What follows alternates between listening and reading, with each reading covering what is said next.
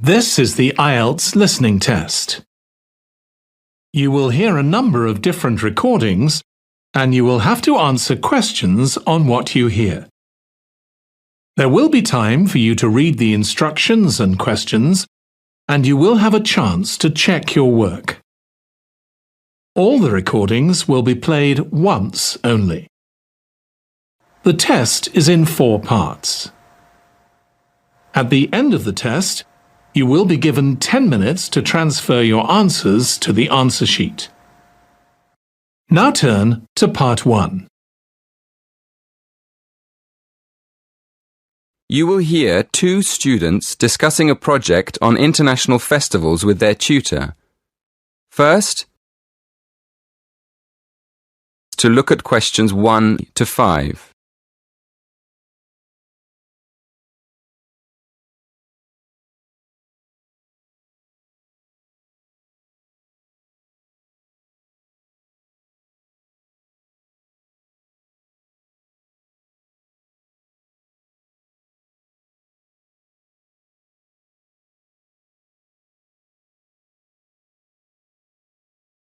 Listen carefully.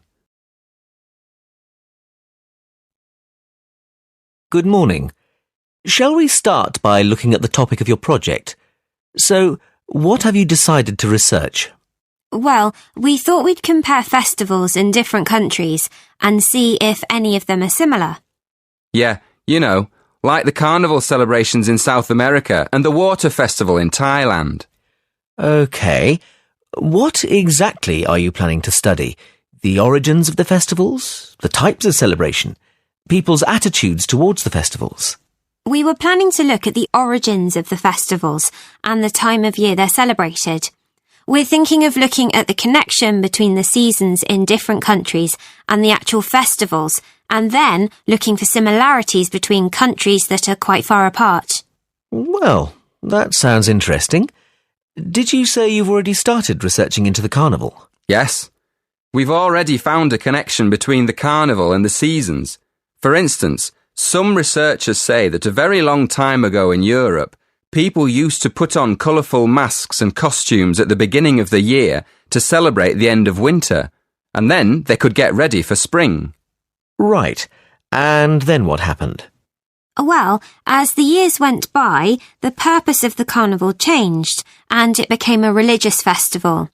These days, there are big carnival celebrations in countries all across the world, like Brazil and India and Indonesia. But an interesting thing we discovered is that in some countries, people celebrate the carnival by throwing water at each other in the street. Well, we thought that obviously this is because carnival's celebrated at the hottest time of the year, just before the rainy season. So splashing people with water is a very good way of cooling them down. Before you hear the rest of the conversation, in the exam you will have 20 seconds to look at questions 6 to 10.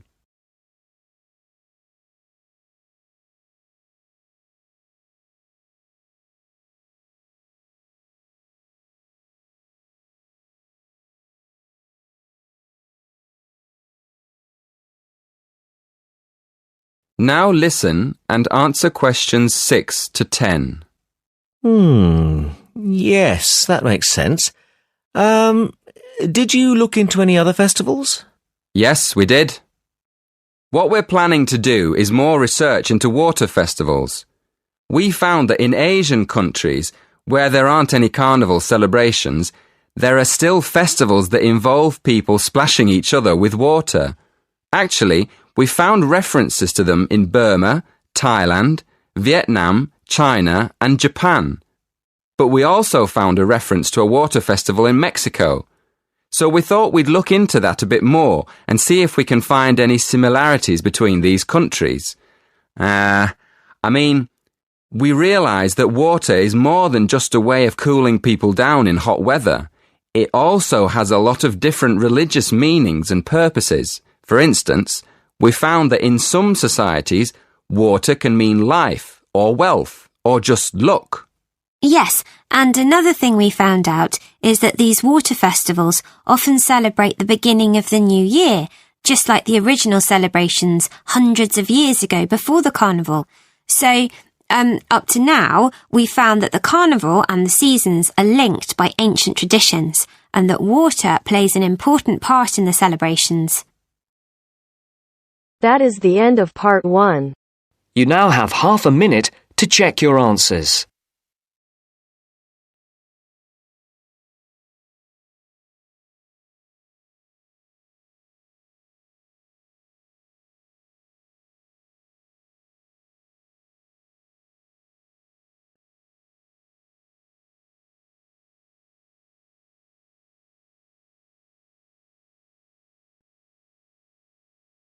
Now turns to part 2. Part 2. You will hear two students talking about university clubs and societies. First, you have some time to look at questions 11 to 17.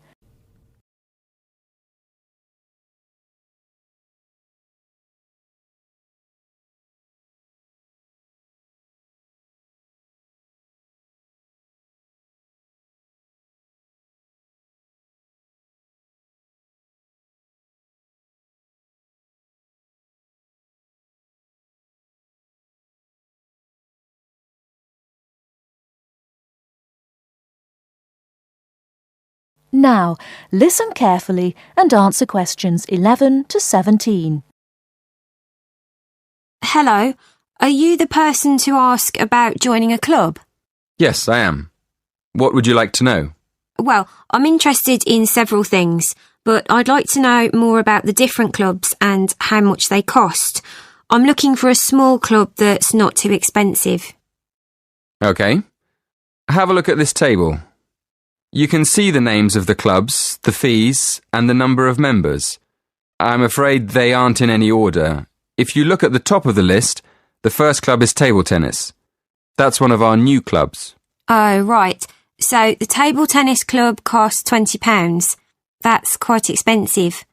Yes, it is a bit expensive. The cross-country cycling club is cheaper, though. Membership fees are only £15, but on the other hand, it's got 100 members.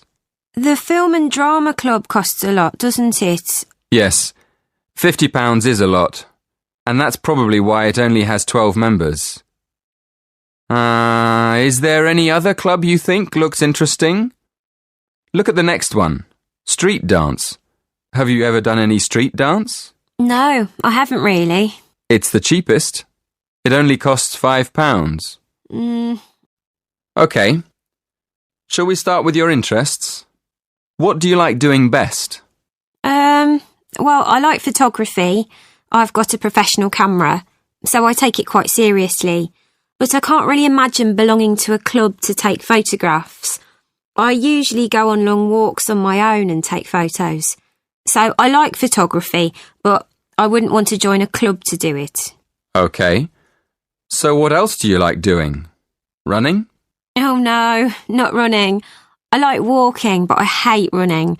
I'm afraid the running club isn't for me, or the cycling club. And film and drama? No, it's far too expensive. But I do like yoga. I've practiced yoga on and off for years. How many members does the yoga club have? It's always a small group.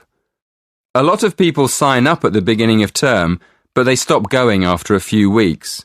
So they're left with a few regular members every year. That sounds good. I think I'd like to join the yoga club. And what about the contemporary dance club? Is it expensive? Contemporary dance? No. It's not expensive. £10 for the term. Do you like dance? Well, I've never tried contemporary dance, but I do like jazz and tap dance.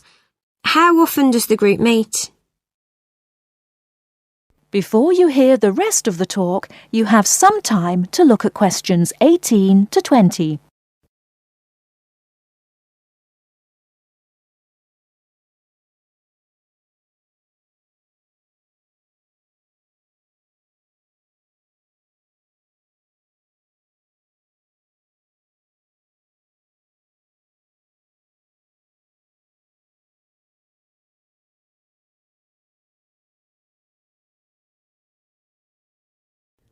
Now listen and answer questions 18 to 20.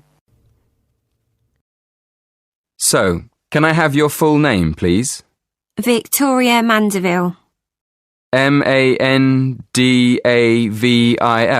No. Mandeville. Double L-E. Thank you. And how old are you? 19. And your address? 57, Berry Gardens, Atherton Park, Manchester, M46. How do you spell Berry? B-E-R-R-Y? No, it's B-U-R-Y. Right. B-U-R-Y. And do you have a contact number? Yes, my mobile is 07942 573 279. 07942 573 279. Yes, that's right.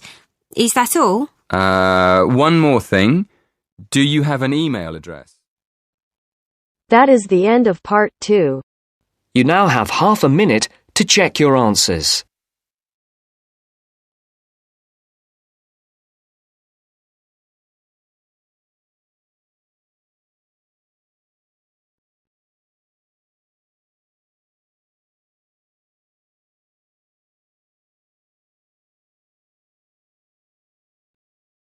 Now turns to part 3. Part 3. You will hear 3 conversations. The first and the third between 2 students, and the second between a student and a clerk. First, you have some time to look at questions 21 to 25.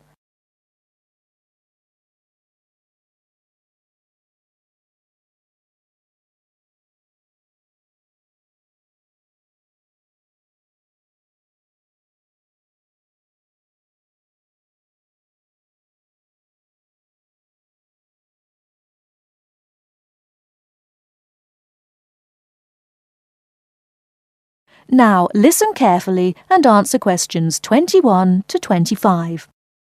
I'm looking for the main hall. So am I.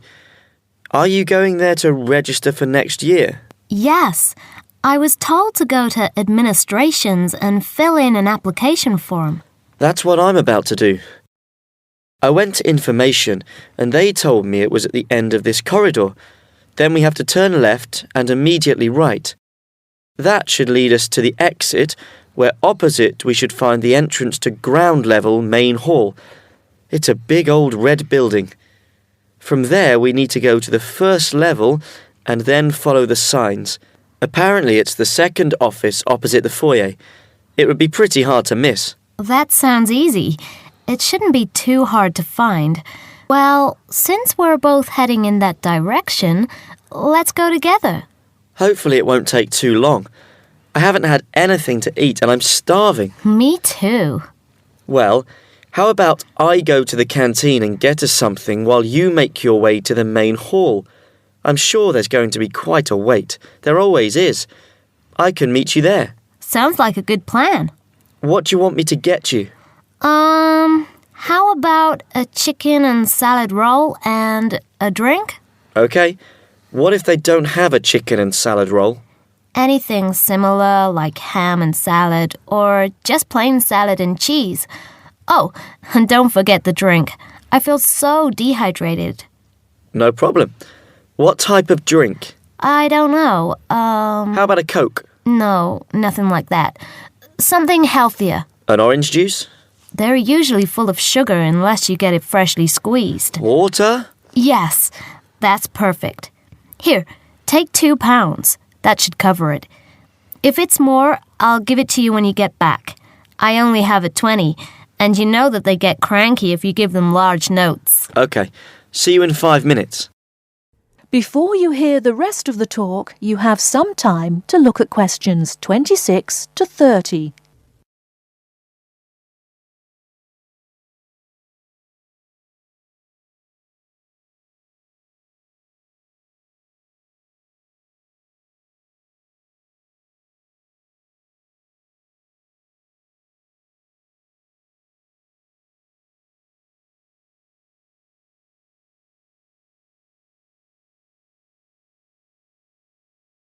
Now listen and answer questions 26 to 30.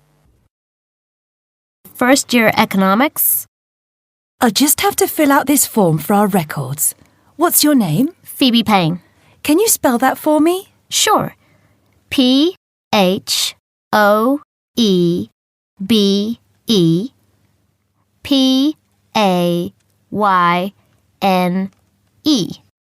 Your address? 6 Wainwright Avenue. That's W-A-I-N-R-I-G-H-T,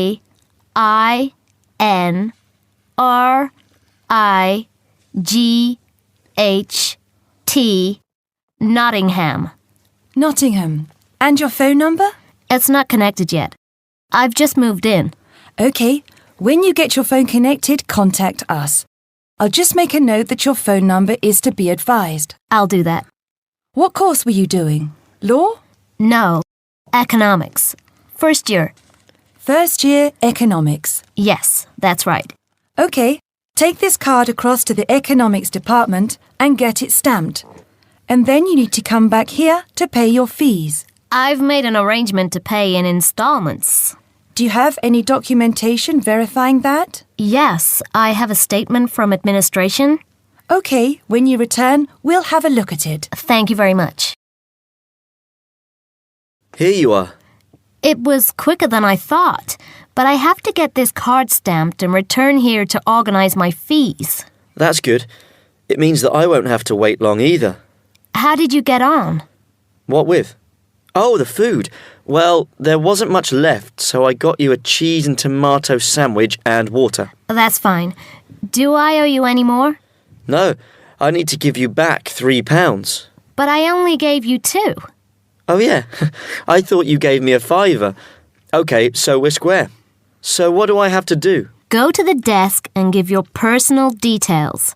Then they'll give you a card that you need to take to your faculty. What's your major? Environmental science. OK, so you'll have to take the card to the environmental science faculty and get the card stamped, return to administration in the main hall, and organize your fees. And that's it? Yes, that means you're registered. Then we receive a letter with the details of our course where we'll be informed to go to the notice board or online to find out when and where our lectures are. OK. Let's have this bite to eat first. That is the end of part 3. You now have half a minute to check your answers.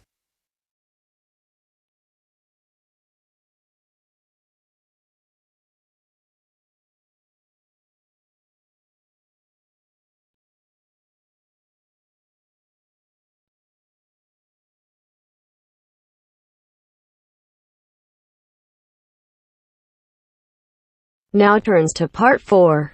Part 4. You are going to hear a lecture on William Kidd. First, you have some time to look at questions 31 to 40.